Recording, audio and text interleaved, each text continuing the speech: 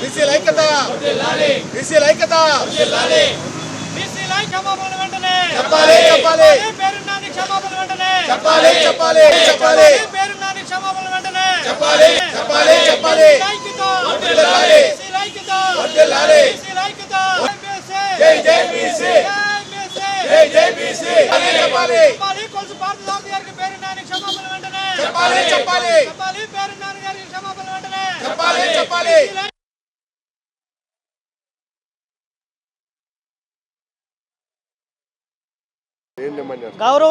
గౌరవ గృహ నిర్మాణ శాఖ మంత్రులు బీసీల ముద్దుబిడ్డ కొలుసు పార్థసారథి గారిపై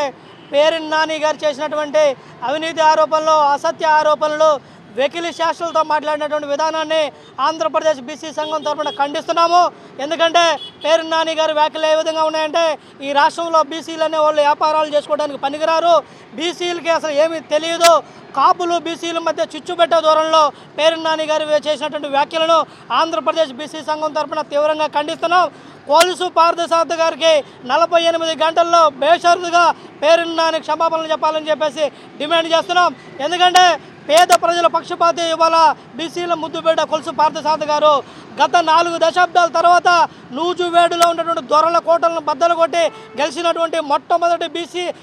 సభ్యుడు అక్కడ ఇవాళ ఒక బీసీ గెలిచి మంత్రివర్గంలో స్థానం చంపిస్తే జీర్ణించుకోలేనటువంటి పేరుని నాని అవాకులు చవాకులు పేరుతున్నారు. వీటన్నిటి మీద కూడా మేము పేరుని నాని గారిని కొలుసు పార్థసారథి గారికి క్షమాపణలు చెప్పాలని చెప్పేసి డిమాండ్ చేస్తున్నాం.